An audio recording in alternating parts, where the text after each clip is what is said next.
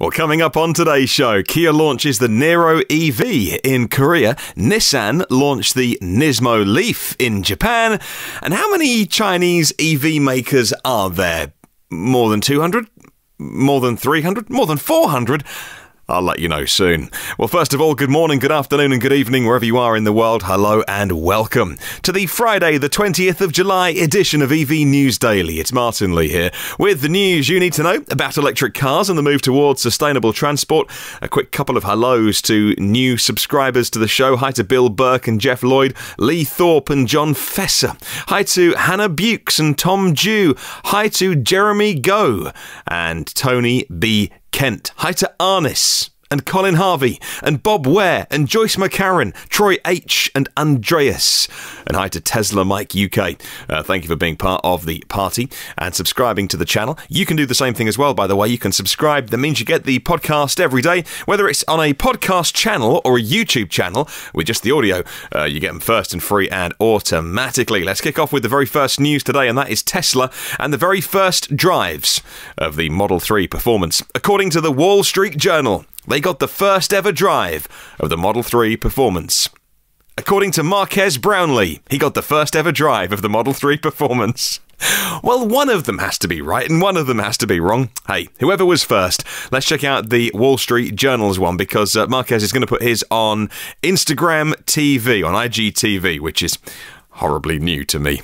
I need to investigate what it is, so we'll start with the regular one. I have borrowed a brand new 2018 Tesla Model 3 Performance from the factory in Fremont, and now I'm quietly tearing the hide off this switchback road in the grass gold hills near Silicon Valley for the world's first test drive of the hot rod Tesla. Sadly, not me saying that in first person. That's Dan Neal from the Wall Street Journal on WSJ.com. He says in the Performance version, 2 motors, north and south, equal 335 kilowatts, that's 450 horsepower, are digitally mastered all-wheel drive with corner exiting acceleration that will leave a BMW M4 with a soft Auf Wiedersehen. Well, the Model 3 is more than futuristic, it's optimistic, he says. And that is what ordinary cars should be, which is to say, better than they really are. And I have to agree with him on that. When I got my first taste of the Model 3, only last Friday, the overwhelming first impression of that is that it was a car that is futuristic without being futuristic for the sake of it. The single screen made perfect sense, playing with all the menus. UX designers would say it's just intuitive, and it really was. Inside and out, it looked futuristic, but it didn't look space age like it's going to date in the next couple of months. Well, carrying on with Dan's review, he says the car is the star. Doubters will have to bring it. Show me another car with an all-glass roof and 5-star rollover crash rating. Point out another $80,000 sedan that outclouds a Rolls-Royce, outpunches a Porsche Boxster, and gets an electric equivalent of 116 mpg. You can't unless you're building something in your garage that we don't know about, he says. Such a great writer. Well, meanwhile, the carbon fibre spoiler on the performance cars isn't fitted at the factory, but at service centres afterwards, and pictures of it have now made their way online as the first performance models that left the factory are heading towards the hands of owners now that it's got some EPA ratings attached to it. It's nice and clean. I like the spoiler. I think it looks good. It's very simple, very subtle. I think it finishes off the back end of the car really nicely without being overwhelming, without shouting, "Boy Racer," without shouting, "I can beat you from the lights." But of course, you and I both know you can definitely beat any other car from the lights if you're driving one of those. The badges that they've added, there's pictures of those as well. They're not universally loved, and I know where people are coming from with that. If you have the dual motor car, your Model 3 will now say dual motor in words, the words dual motor on the back of it. It's much more of a signpost, if you like, than something that's a code like P100D, for instance. That means very little to a layman, but someone who's curious, who sees a new electric car and then reads on the back of it dual motor, they might think, in terms of like the marketing job that it's doing, oh wow, I didn't know electric cars could have 2 motors. Sounds funny to you and I, but put yourself in the shoes of someone who doesn't know about electric cars, seeing the words dual motor. might trigger something. I don't know. Itself, by the way, a fact that many people have not given much time thinking about is whether it should have had AWD put on there. Maybe that's more specific because dual motor could be 2 rear motors or 2 front motors. AWD does say all-wheel drive electric car, but again, is AWD a little bit car geeky? Anyway, a reminder again on the current North American Tesla website timescales, dual motor performance. Let's go big to start with.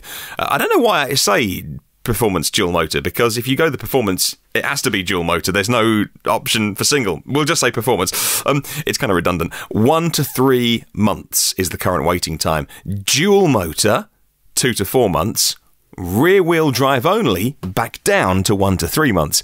And if you change that to the Canadian Tesla website, Design Studio, it stays the same. And obviously, you still can't select standard battery, but it does still say 6 to 9 months. Of course, there's no point changing the Tesla site to the UK version of the Design Studio. It doesn't work. There isn't one. But out of interest, just whilst I'm there on the Tesla UK site, there are 11 used Teslas on there, starting at £37,000 for a 2014 Model S, up to £69,000 for a very recent 2-year-old Model S 90D. Well, moving on to Kia, and Kia's launched the Niro EV in its home market of South Korea. Yesterday, it went on sale. The Niro EV, a sister car, if you like, to the Hyundai Kona, both makes owned by Hyundai Motor Company, of course. The Niro EV is mated with a 64 kilowatt-hour battery, and that'll do 385 kilometres. I think that's real-world range. More distance than, say, between Washington and New York on a single charge. The lower model with 39.2 kilowatt-hour battery, has a range of 246 kilometres. However, I'm not sure. So the Hyundai Kona is only available in the larger long range in the USA. I don't think I've seen anywhere about the Kia Niro selling the short-range battery in the US, but I'll try and find out for you. I've been checking as well the Kia Korea website, and whilst I can't read a single word of it, yeah, you won't be surprised to hear my Korean's not up to scratch. I can tell just from looking at the pictures on the Kia Korean website. They're making a really big deal. The Niro EV has pride of place on the homepage, and if you click on it, it's by far and away the biggest prominence they're giving to any of their cars at the moment. 8 sub-pages.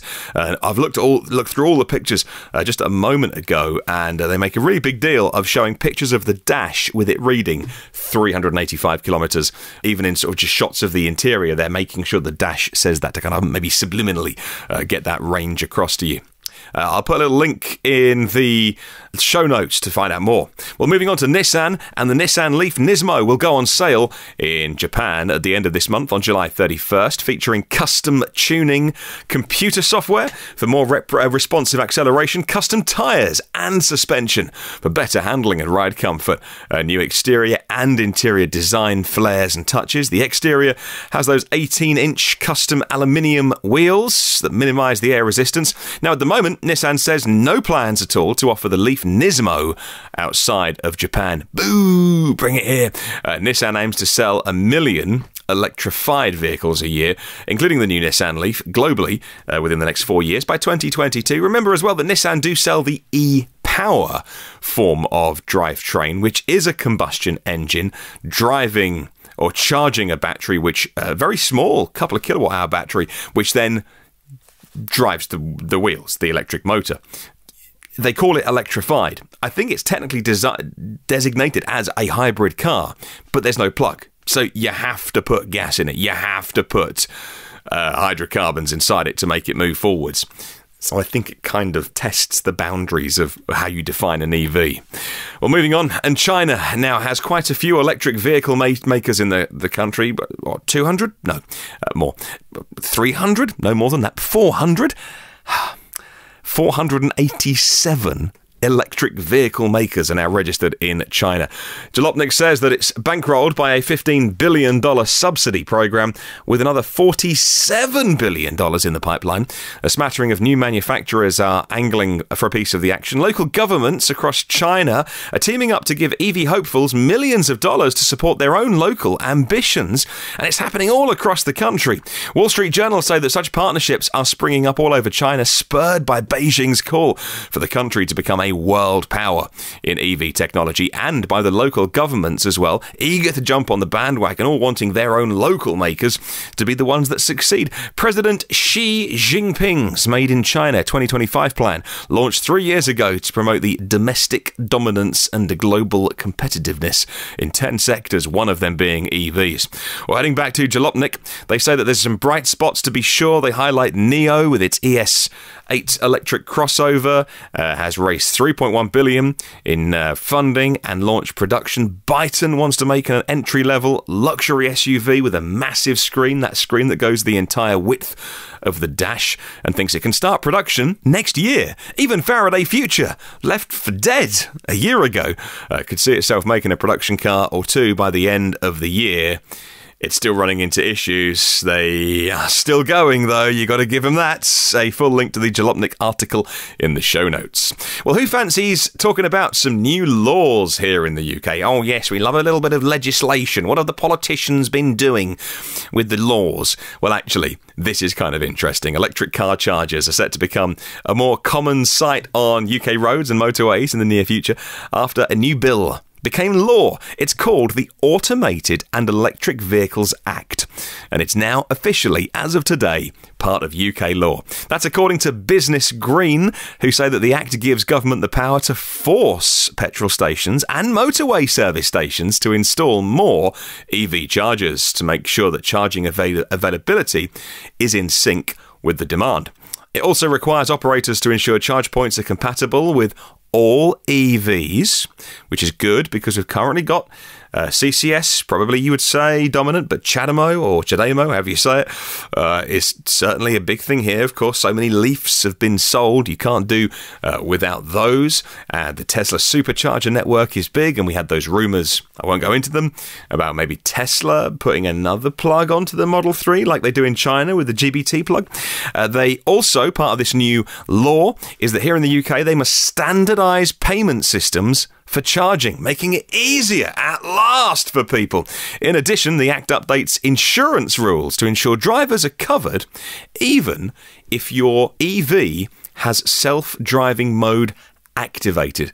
And as much as we can all be critical about the countries that we live in, I would say that that is a good bit of legislation there, looking forward to the future and actually writing in some autonomous vehicle rules there for insurance companies to adhere to, that if your car crashes and it's the car's fault, you're still insured. Well, staying in the UK, in a bit of a first with airports, passengers, staff and local residents can now reserve and pick up a 100% pure electric car at Gatwick Airport. And if you've flown into the UK, maybe you've flown into Gatwick, and then you can return the car to any of 300 pick-up and drop-off points across London or even back at Gatwick Airport. The airport just announced the service, which is similar to schemes in other parts of the world, now being rolled out in partnership with a company called Blue City, the only company to operate a whole pan-London EV car-sharing service. 100 cars are currently available in total, operating in a similar way to things like cycle schemes across the world. 10 cars and charging points available in Gatwick's South Terminal is Blue City's first airport hub, and discussions are in progress to increase capacity. Well, 2 Dutch provinces have awarded charger manufacturers Ecotap and the solution provider Allego a contract to install and operate 4,500 public charging points in 43 cities. According to Charles Morris at Charged EVs, the new chargers will make up the maximum possible use of sustainably generated energy from local energy co-ops and automatically reduce the charging speed at peak hours to encourage people not to plug in when the grid is really busy. EV drivers gain access to the chargers using Allego's Dutch public charging platform. The company uses separate platforms for Belgium and Germany. Well, oil refiners. Here we go. Oil refiners are a bit worried. A recent survey by the World Refining Association shows oil industry execs are becoming increasingly concerned about electric cars and how it might affect their business. A core of respondents weren't concerned. A Green Car Reports article says that in the survey published, 61% of oil professionals said they were worried about EV cars' impact on their business. Oh, what a shame. Poor little sausages. We're so worried about them, aren't we, in the oil industry? Oh, I hope they're sleeping okay tonight. And finally, Seeking Alpha have noticed that the orders for those BYD electric trucks just keep on rolling in. The new contract announcements very steadily, always in the news, more cities and provinces taking BYD trucks or buses.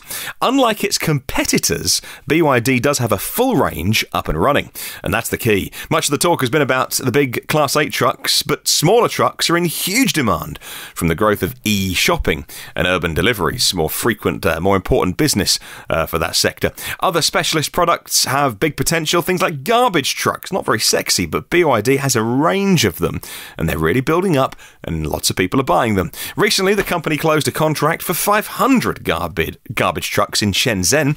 Well, Shenzhen's a city that BYD have already supplied 16,000 e-buses to, or with a range of 280 kilometres. And it's funny when you see these big announcements by these very big cities, very green cities as well, and they'll often do a big photo call. There'll be the mayor, there'll be some officials, there'll be photographs and journalists taking quotes, and they'll say, we've done an order for 20 or 30 or 100 new electric vehicles, spending taxpayers' money on this, and everyone gives a big round of applause. And you go, oh, that's nice for you, because in Shenzhen, they've got 16,000 electric buses. You go there, every single bus you see is electric. Oh, and the taxis, by the end of this year, every single one of them will be electric. So, well done with your announcement about 100.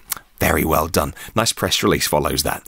There's lots of work to do. Well, thank you so much for joining in with the community on YouTube and in other places as well, and leaving your comments. Hi to Harold Reist and Dan McAllister. Hi to CJ Hampson. Hi to Fifi Donker and Andrew Worsley for all being part of the fun and subscribing as well on YouTube. Thank you very much for the comments on recent shows as well. And I always like to be checking out some of the comments that you've been leaving, and just seeing if I'm way off the mark. I'm very happy for you to disagree with me. I don't exactly want this to be an echo chamber where I'm always right with my thoughts and those kind of things. These are, at the end of the day, only serving suggestions, a bit like a box of cereal and the picture on the front. Hey, what I'm saying is just a serving suggestion. It's just kind of where my head's at the moment. I'm very happy to be wrong. Hi to 11K, who says, on yesterday's podcast, thanks for addressing the growing need for multiple EV charging stations having buffer batteries. I'm worried about using the interfaces, though, of used EV batteries. Yeah, I guess I know what you mean. If you take a used EV battery and you take one from a Tesla and one from a Leaf and one from a Bolt, we can use them again in Second Life, but they're all kind of different, all kind of made different. They've all got adapters. So it's one of those things that it's a good point. We need to kind of standardise these things. We'll get there.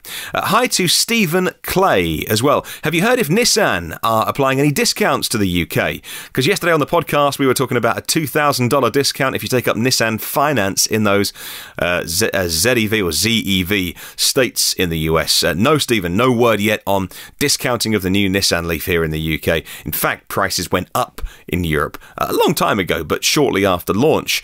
And I don't see them coming down yet, but with a new Nissan Leaf, longer range, 60/64 kilowatt hour battery, on sale by the end of this year for a 2019 model year.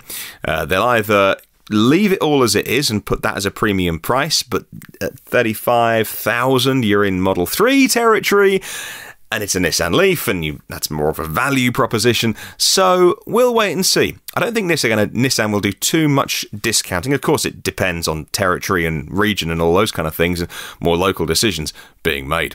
Thank you very much as well to Arnis, who says, it should be true that Tesla can't go on without CCS plugs on their cars. The EU is phasing out CHAdeMO and enforcing CCS. Type 2 enforced already. And he says, though I hate the Frankenplug. I haven't heard that phrase in a long time. The process can't be stopped, says Arnis. I still do think it's worth having 2 or 3 different formats around the world. China will never give up on GBT plug, but I don't feel any strong desire. What do you think? Do you think that we should all be using one type of plug, or is a little bit of competition better, so that CHAdeMO, they update their protocols? They've got a new one coming out soon that increases the charge speeds. It's a little bit of competition in the market, a good thing to drive each other forward. If you have just that one monopoly, there's no reason to do that apart from the natural passage of time as speeds get better. A bit like USB over the years has got faster and smaller. So, what do you think? Am I right? Am I wrong? Leave a little comment in the comments section on the podcast or YouTube and give me your thoughts. I would love to hear from you. If you want to share the podcast, by the way, with somebody you know, or maybe a forum or community that you are also part of, I would really appreciate that, because that's how the word gets out about electric cars, if you share this kind of thing. All previous 185 podcasts are on iTunes, back on Google Play. We're fixed! Yay! Google had an issue with Libsyn, who we use for podcasting, and it was nothing to do with me. It was way up there, but it's all been sorted out now, and Google now back on Google Play. Last 4 episodes are properly coming in from the RSS feed. Spotify, take us as well. YouTube, TuneIn, Stitcher, and the blog at evnewsdaily.com. If you subscribe, well, then you get it first and free and automatically. And any little rate and review is always hugely appreciated. Come and say hi on the socials. Facebook, LinkedIn, and Twitter. Just search EV News Daily. Have a wonderful day, and I'll catch you tomorrow.